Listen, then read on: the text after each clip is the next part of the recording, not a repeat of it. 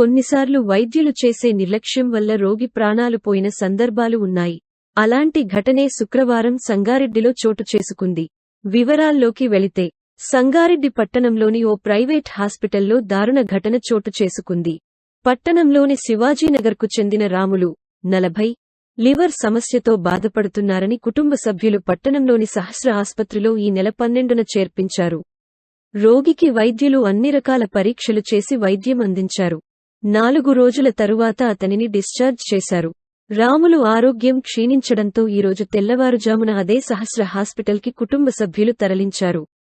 వైద్యులు చికిత్స చేస్తున్న సమయంలో మృతి చెందారు. దీంతో బంధువులు ఆగ్రహానికి గురయ్యారు. వైద్యుల నిర్లక్ష్యంతోనే రోగి చనిపోయినట్లు ఆరోపిస్తూ సహస్ర ప్రైవేట్ హాస్పిటల్ వద్ద పెద్ద ఎత్తున ఆందోళన చేపట్టారు. రోగి చనిపోయాడని చెబితే ఇక్కడ ఎవరూ పట్టించుకోవడం లేదని ఆగ్రహం వ్యక్తం చేశారు. రోగి బంధువులు మాట్లాడుతూ వైద్యులు ఐసీయూలోకి తరలించి హడావుడి చేశారని, తర్వాత ఎవరినీ కనీసం చూడటానికి కూడా అనుమతి ఇవ్వలేదని కన్నీరు పెట్టుకున్నారు. తాము ప్రాణాలు కాపాడుతారని ఆస్పత్రిలో చేర్చితే ప్రాణాలు పోయేలా చేశారని ఆవేదన వ్యక్తం చేశారు.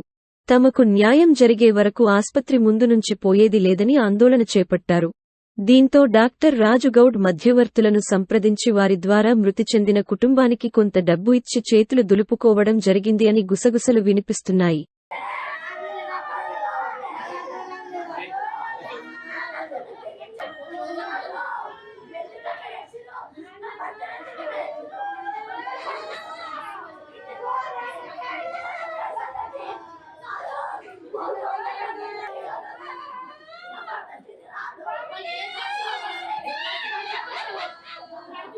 ले बाबू